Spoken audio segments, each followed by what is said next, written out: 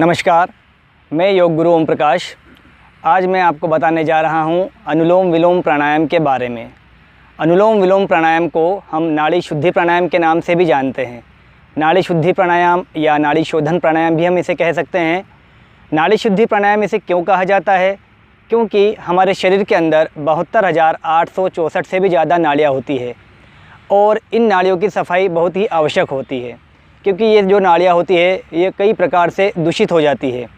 तो इन नाड़ियों की सफाई के लिए हमारे योग ऋषि मुनियों ने अनुलोम विलोम प्राणायाम को या नाड़ी शुद्धि प्राणायाम को बताया है, ताकि इन नाड़ियों की सफाई हो पाए। देखिए, बाहर से तो हमारे शरीर में अगर कोई भी गंदगी लगी हुई होती है या हमें सफाई करना होती है तो हम पानी के द्वारा या किसी और माध्यमों से भी हमारे शरीर की हम सफाई कर सकते हैं बाहरी रूप से। लेकिन शरीर के अंदरूनी रूप से जो अगर गंदगी फैली हुई है या अगर दूषित हो चुकी है हमारे शरीर के अंदर की नाड़ियाँ, तो उनकी सफाई कैसे की जाए, उसी के लिए ये प्राणायाम बताया गया है। बचपन से लेकर आज तक हमारी जो भी उम्र हो, इस उम्र तक में हम वातावरण में कई दूषित चीज़ों के संपर्क में आते हैं। जैसे गाड़ियों से निकलने वाला धुआं हमारे शरीर के अंदर जाता है, रोड पे उड़ने वाली धूल हमारे शरीर के अंदर हमारे नाक के माध्यम से हमारे शरीर में जाती है। हमारे शरीर के अंदर कई प्रकार की गैसेस जो है इंटर होती है, वो हमारे शरीर के अंदर जाके हमारी जो नाड़ियाँ है उन्हें प्रभावित करती है। इस प्रकार से हमारी जो नाड़ियाँ है वो दूषित होने पर उनकी कार्यक्षमता पर भी प्रभाव पड़ता है, उनकी कार्यक्षमता कम हो जाती है। कार्यक्षमता कम होने पर क्या होता है, हमारे शरीर के अंदर आलस्य भर जाता है, हमारे शरीर के अंदर रोगों की उत्पत्ति होने लगती है। अतः इन नाड़ियों की सफाई बहुत ही आवश्यक है। तो मैं आपको बताने जा रहा हूँ अनुलोम विलोम प्राणायाम की विधि, किस प्रकार से इस प्राणायाम को किया जाता है।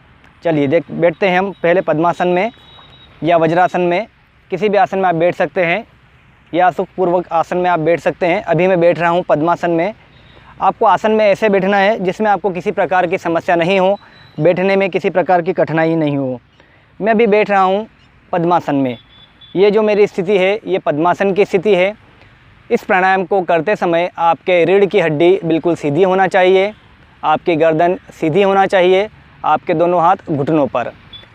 हमारी जो नासिका होती है, नासिका के दोनों ओर दो नाड़ियाँ होती हैं। जैसे बहुत पूरे शरीर के अंदर जो नाड़ियाँ होती है, उन्हीं में से हमारे नासिका के दोनों ओर दो नाड़ियाँ होती है। जो दायां भाग होता है राइट हैंड साइड का, वो होता है सूर्य नाड़ी, और जो बायां भाग होता है इसे बोला जाता है चंद्र नाड़ी।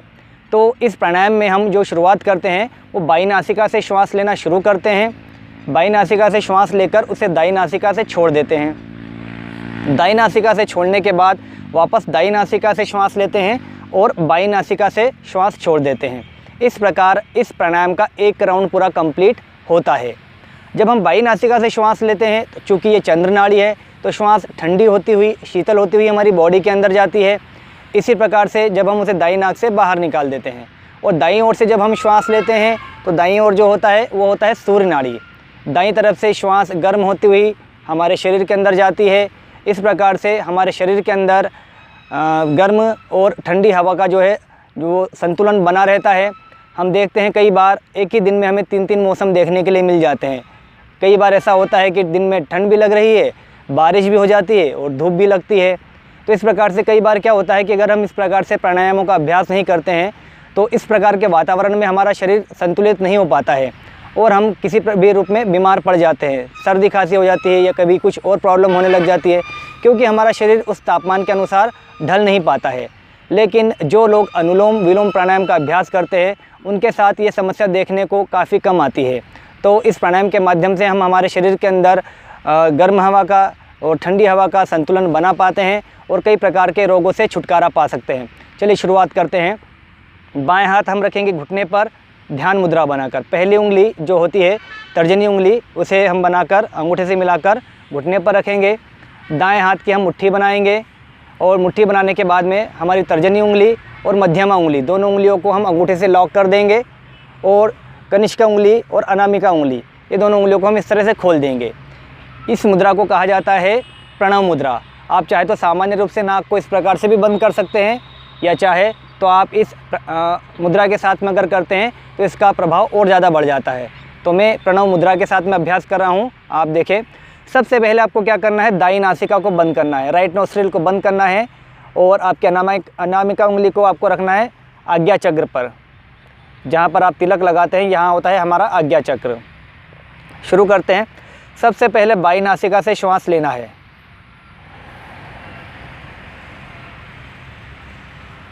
बंद करना है बाईं नासिका को और दाईं ओर से श्वास छोड़ देना है दाईं नासिका से। श्वास पूरी छोड़ने के बाद में धीरे धीरे वापस दाईं नासिका से श्वास लेना है, बंद करना है उसे और वापस फिर बाईं नासिका से श्वास छोड़ देना है। इस प्रकार इस प्राणायाम का ये एक राउंड कंप्लीट हुआ। जब हम इस प्राणायाम की शुरुआत करते हैं, जिन्होंने पहले कभी इस प्राणायाम का अभ्यास नहीं किया है, उन लोगों के लिए सामान्य रूप से 1:1 का रेशियो रखना चाहिए। 1:1 का रेशियो का मतलब ये हुआ कि जब आप श्वास ले रहे हैं तो श्वास लेने पर आप मन में काउंटिंग करते रहे। काउंटिंग कैसे करना है? 1 सेकंड में एक बार आप काउंट करें। जब आप श्वास ले रहे हैं तो मन ही मन में काउंटिंग करें 1 2 3 4 5। जब आप श्वास छोड़ेंगे, श्वास छोड़ते समय भी 1 2 3 4 5।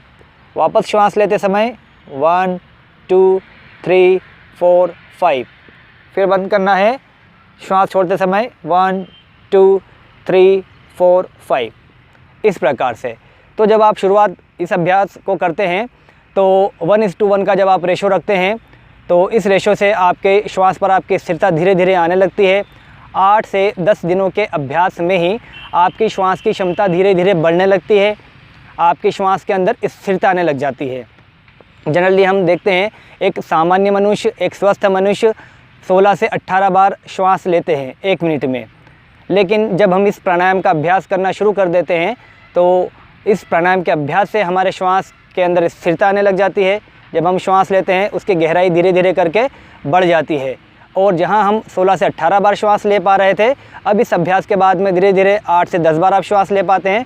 और इस प्राणायाम में और अच्छे से आप सीखने के बाद में आप इस श्वास की कैपेसिटी को कम से कम 1 मिनट तक भी ला सकते हैं। अर्थात 1 मिनट में एक बार ही श्वास लेना और छोड़ना, इतना आपकी क्षमता बढ़ जाती है। इस प्रकार से आपके लंग्स की कैपेसिटी, आपके हार्ट की कैपेसिटी और ज़्यादा से ज़्यादा बढ़ जाती है। अब 8 से 10 दिनों के अभ्यास के बाद में इसका जो दूसरा भाग है वो आप शुरू कर सकते हैं। इसमें आपको क्या करना है, जितना समय आपको श्वास लेने में लग रहा है उस लगने वाले समय से दुगुना समय श्वास छोड़ने में लगना चाहिए। अर्थात इसमें जो रेशो रहेगा 1:2 का रहेगा। मतलब अगर आपने 5 गिनने तक श्वास लिया है तो 10 गिनने तक उसे छोड़ना है। एक बार हम अभ्यास करते हैं इसका फिर से। 1:2 का रेशो किस प्रकार से होता है देखिए आप। श्वास लेते समय मन में काउंट करना है 5 गिनने तक।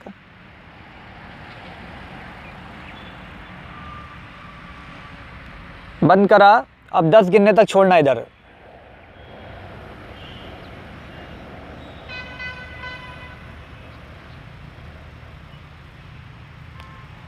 अब वापस से श्वास लेना है इधर से ही। 5 गिनने तक श्वास लिया, बंद करा, बाईं नासिका से श्वास छोड़ना है 10 गिनने तक।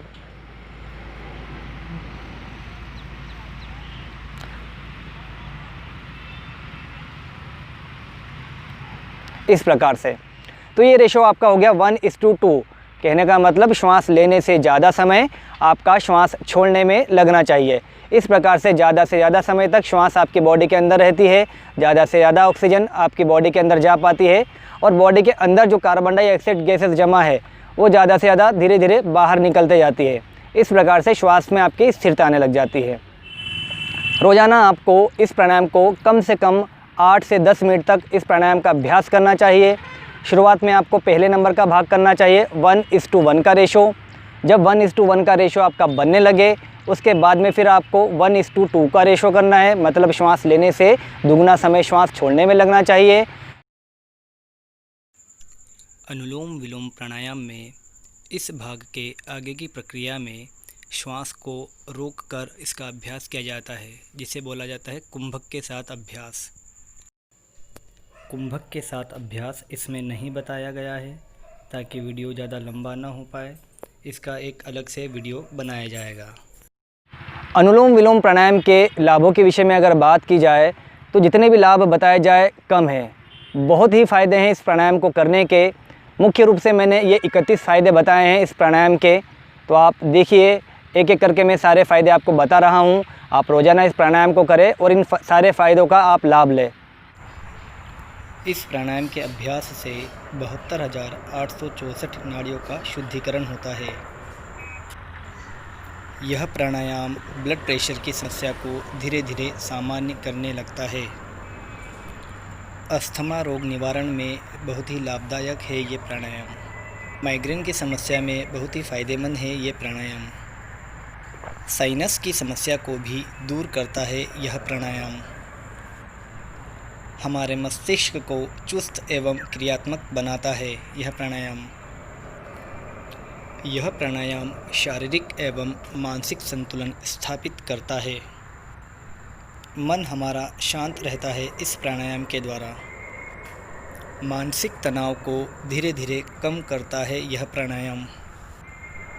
शारीरिक तनाव को भी धीरे धीरे कम करने लगता है यह प्राणायाम। कफ संबंधित रोगों में भी फ़ायदेमंद है यह प्राणायाम। शरीर के अंदर नई ऊर्जा का विकास होने लगता है। इस प्राणायाम के अभ्यास से शारीरिक थकान दूर होने लगती है। अनुलोम विलोम प्राणायाम हमारे फेफड़ों को लचीला बनाता है। इस प्राणायाम के द्वारा हमारे फेफड़ों की कार्य क्षमता बढ़ने लगती है। इस प्राणायाम के अभ्यास से शरीर में शुद्ध ऑक्सीजन का स्तर बढ़ने लगता है। हृदय रोगों से बचाता है यह प्राणायाम, साथ ही साथ हृदय रोगों में फ़ायदा भी करता है। इस प्राणायाम के नियमित अभ्यास से गठिया जैसे रोगों में भी लाभ मिलने लगता है। हमारे फेफड़ों में उपलब्ध विषैली गैसों को भी दूर करता है यह प्राणायाम। इस प्राणायाम के अभ्यास से हमारे शरीर में रक्त का संचार बेहतर और सुचारू होने लगता है। हमारे शरीर के तापमान को स्थिर एवं संतुलित रखने में सहायक है यह प्राणायाम। इस प्राणायाम के नियमित अभ्यास से त्वचा में चमक और चेहरे पर तेज आने लगता है। साइनस की समस्या में भी धीरे धीरे आराम आने लगता है इस प्राणायाम के अभ्यास से। इस प्राणायाम के नियमित अभ्यास से स्मरण शक्ति भी तेज होने लगती है। शुगर रोगियों के लिए भी काफ़ी फ़ायदेमंद है यह प्राणायाम। अनुलोम विलोम प्राणायाम के नियमित अभ्यास से हमारे शरीर की रोग प्रतिरोधक क्षमता भी बढ़ती है। हमारी धारणा व ध्यान के स्तर को भी बढ़ाता है यह प्राणायाम। हमारी संवेदनाओं को भी संयमित करने में काफ़ी सहायक है यह प्राणायाम। इस प्राणायाम के नियमित अभ्यास से ध्यान के होने वाले लाभ भी हमें प्राप्त होने लगते हैं, क्योंकि इसमें पूरा हमारा ध्यान श्वास प्रश्वास के ऊपर होता है, जिससे मन हमारा एकाग्र होने लगता है। क्रोध, चिंता, बेचैनी जैसी समस्याओं से छुटकारा मिलता है इस प्राणायाम से। अच्छी नींद लाने के लिए भी यह प्राणायाम काफ़ी लाभकारी है।